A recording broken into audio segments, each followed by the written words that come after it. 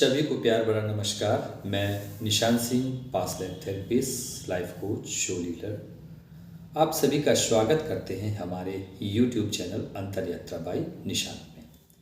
दोस्तों, एक व्यूअर हैं जो बहुत कम एज की हैं। उन्होंने हमको कॉल किया और एक बड़ा ही भोला सा क्वेश्चन उन्होंने हमारे सामने रखा। क्वेश्चन कुछ ऐसा था। उन्होंने हमसे पूछा कि जब कोई व्यक्ति जिसकी डेथ हो जाती है और उसकी डेड बॉडी को तो जला दिया जाता है या दाह संस्कार कर दिया जाता है, जैसा भी होता है अपने अपने संप्रदाय धर्मों के हिसाब से, तो उसके बाद ऐसा क्या शेष बचता है जिसमें वो मेमोरीज अगले जन्म में ट्रैवल करती है। हालांकि उस समय तो हमने उनको उनका आंसर दे दिया था, उनको सेटिस्फाइड कर दिया था, लेकिन फिर भी हमको ऐसी ज़रूरत मालूम चली कि क्वेश्चंस है तो छोटा लेकिन बड़ा ही अपने आप में गहरा क्वेश्चंस है। तो इस क्वेश्चंस को लेकर हम इसका एक डिटेल में एक वीडियो बना रहे हैं जो हमारे अस्तित्व के बारे में है, हमारे शरीर के या हमारे उस गुप्त नक्शे के बारे में है जिसमें हमारा पूरा अस्तित्व समाया हुआ है, जिसका उल्लेख हमारे प्राचीन ग्रंथों जैसे उपनिषदों में भी है। एक उपनिषद है जिसका नाम है तैत्तिरीय उपनिषद। उसमें आरसी भृगु और गुरु वरुण के बीच में एक संवाद होता है जिसमें हमारे शरीर यानी हमारा जो अस्तित्व है उसके बारे में डिटेल से पूरा उसका विस्तार से उसमें वर्णन किया गया है, जिसको बोला गया है पंचकोश यानी 5 लेयर ऑफ आवर बॉडी। हमारी शरीर की 5 परतें या 5 सीट या उसको पंच शरीर भी कह सकते हैं। ये जो 5 लेयर्स हैं या कह लीजिए पंचकोश हैं, ये आपस में कुछ ऐसे मिले जुले रहते हैं जिससे हमारे पूरे जीवन का, हमारा पूरा एक अस्तित्व का निर्माण होता है। तो पहला है अन्नमय कोश यानी हमारी फिजिकल बॉडी, दूसरा है प्राणमय कोश यानी हमारी गवर्निंग बॉडी, एनर्जी बॉडी, तीसरा है मनोमय कोश यानी हमारी गवर्निंग बॉडी या माइंड कह सकते हैं। ये तीन चीज़ तो हमारी चेतना में रहते हैं, यानी हम अपने अन्नमय कोश यानी फिजिकल बॉडी को भी एक्सपीरियंस कर सकते हैं, अपने प्राणमय कोश यानी हम अपनी एनर्जी को भी महसूस कर सकते हैं, और तीसरा है मनोमय कोश यानी हम अपने मन को भी महसूस कर सकते हैं। ये तीन चीज़ हमारी चेतना में या 3 लेयर्स हमारी चेतना में रहती हैं। चौथी है विज्ञानमय कोश जिसको इंट्यूशंस बॉडी भी कहते हैं।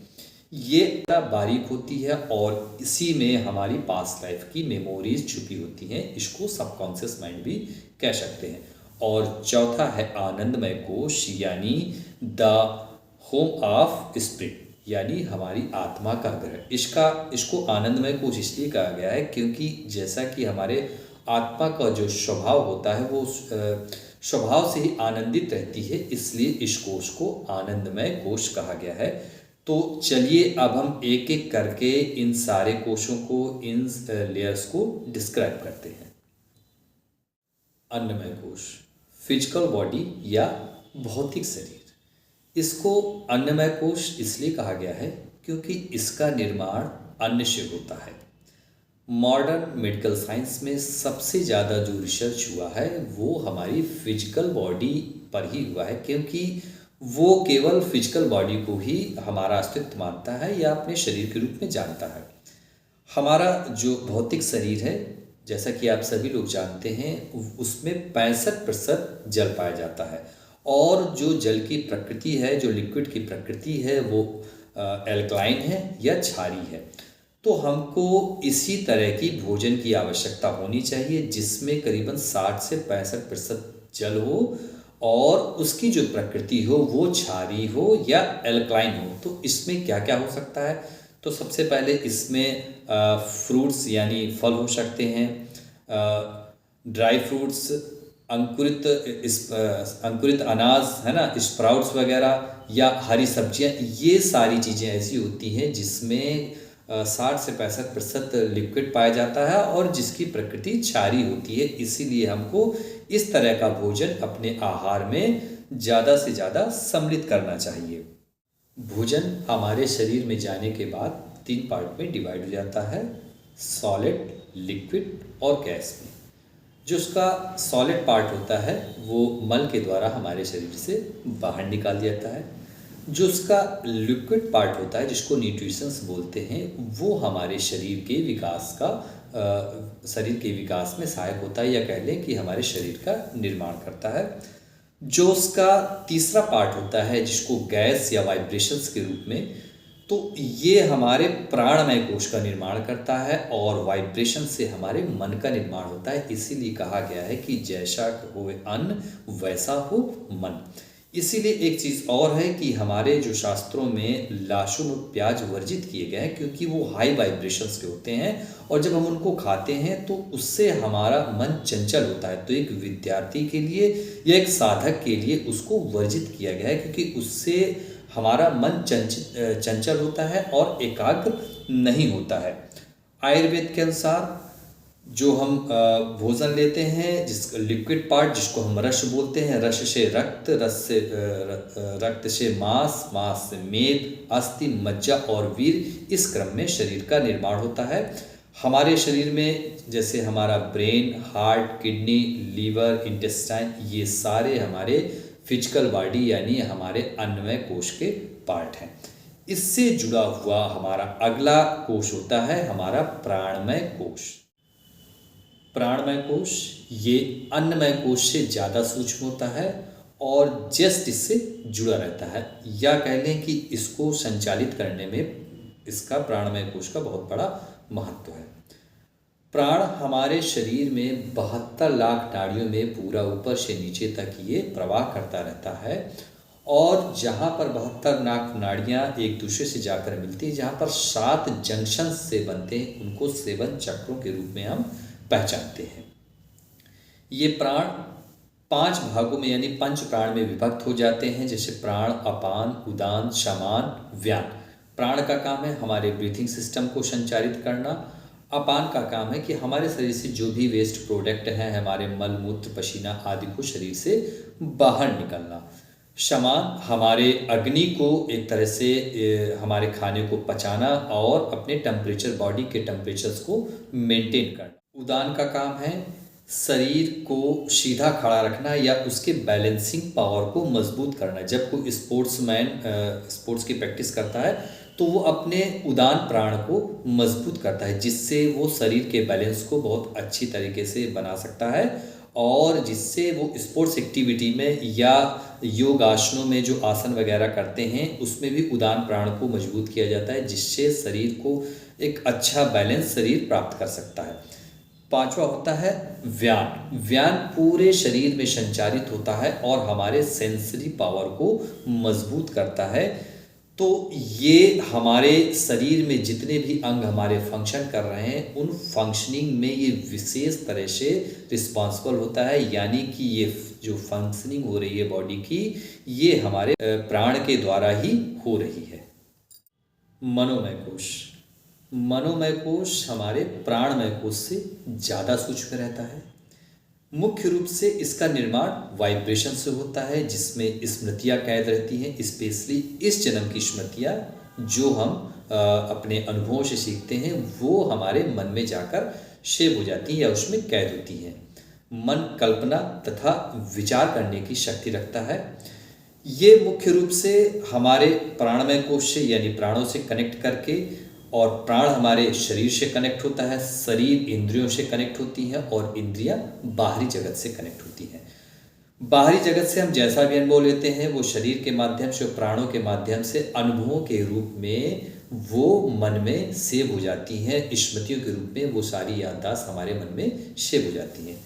जिस टाइम पर हम जैसे रात में जब हम सोते हैं तो उस टाइम पे हमारा मन हमारे शरीर से डिस्कनेक्ट हो जाता है और उस टाइम पर हमें अपने शरीर का होश नहीं रहता। उस टाइम पे हमारा मन हमारे विज्ञानमय कोश या ये कह लें हमारे सबकॉन्शियस माइंड से कनेक्ट होता है, जिससे हमें स्वप्न वगैरह आते हैं। हमें ऐसा कह सकते हैं कि मन हमारे इस शरीर का ड्राइवर होता है।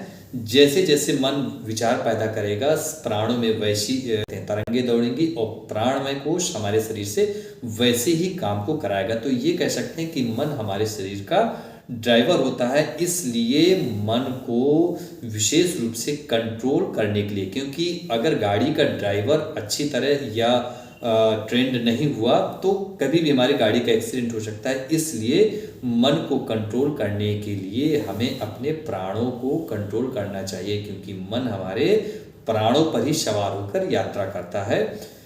तो कहा गया है कि चले वाते चले चित्तम निश्चले निश्चले भवेत। वात यानी वायु और चित्त यानी मन, मतलब जब वात तेज होती है या वायु तेज होती है तो मन भी चंचल हो जाता है, और जब मन शांत हो जाता है तो वायु भी निश्चल हो जाती है, वायु भी शांत हो जाती है। इसलिए मन को कंट्रोल करने के लिए हमें विशेष रूप में अपने प्राणों को या अपनी श्वासों को कंट्रोल करना चाहिए।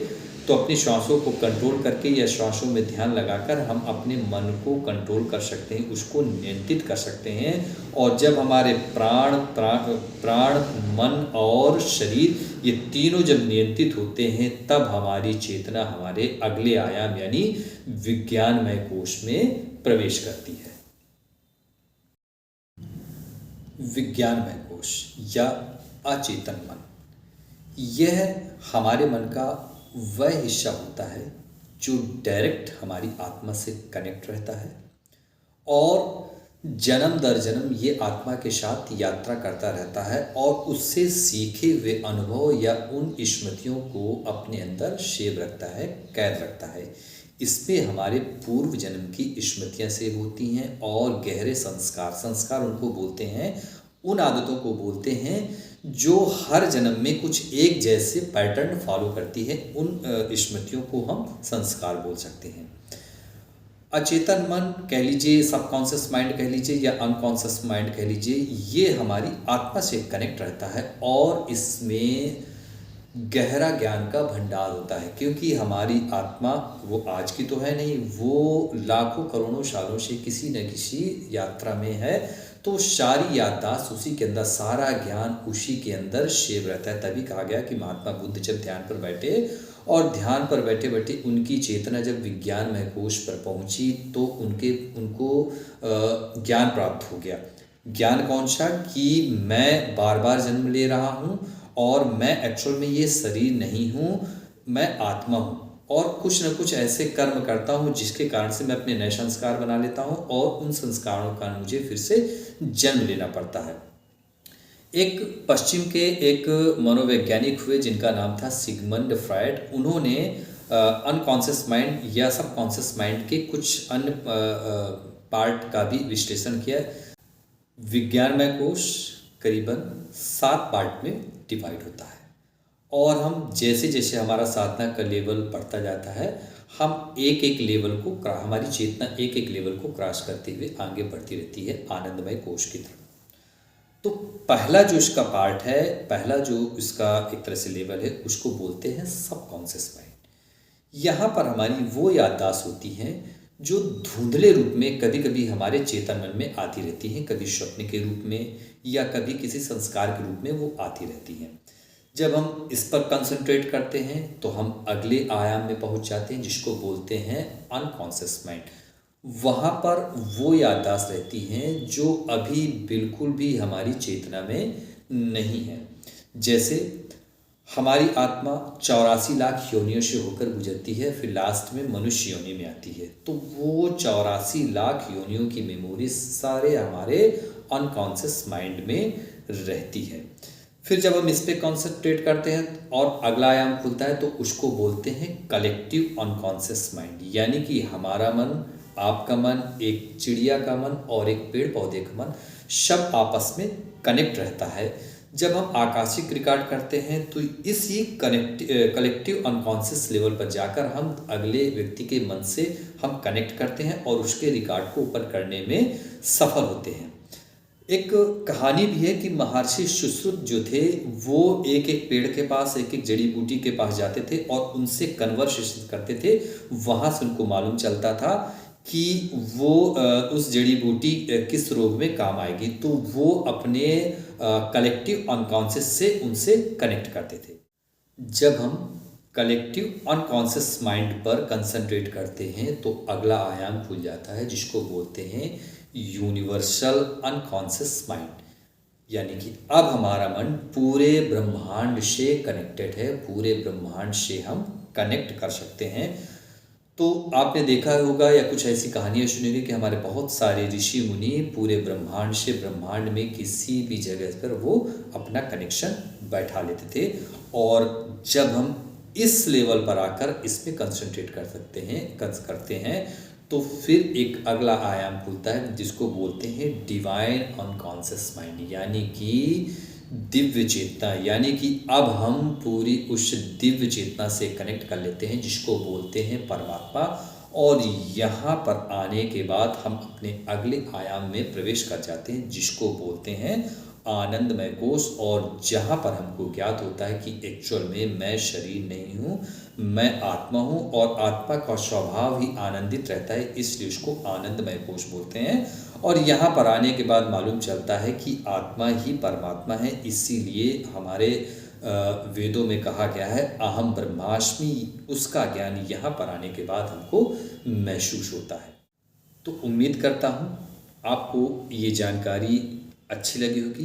हालांकि बड़े ही कम शब्दों में हमने अपने इस अस्तित्व को समझाने का प्रयास किया है। हालांकि ये विषय इतना बड़ा है कि इस पर इतने कम शब्दों में इसके एक एक कोष पर एक एक बुक लिखी जा सकती है। और एक एक कोष पर ऑलरेडी बहुत बड़े बड़े रिसर्च चल रहे हैं। तो कम शब्दों में हमने अपने इस गुप्त नक्शे को, अपने इस आयाम के गुप्त नक्शे को समझाने का प्रयास किया है। तो अगर ये वीडियो आपको अच्छा लगा हो तो आप इसको लाइक कर सकते हैं, सब्सक्राइब भी कर सकते हैं और इसको शेयर भी कर सकते हैं। आप सभी को बहुत बहुत धन्यवाद, आपने हमारी बात को बड़े धैर्यपूर्वक सुना। बहुत बहुत धन्यवाद आप।